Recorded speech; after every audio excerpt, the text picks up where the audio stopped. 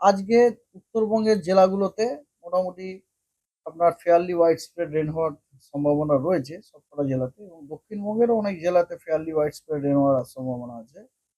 এগুলো হচ্ছে মেইনলি আপনার বাঁকুড়া, পশ্চিম মেদিনীপুর, পূর্ব মেদিনীপুর, সাউথ এবং নর্থ 24 পরগনা, হাওড়া, হুগলি, কলকাতা অবশ্য।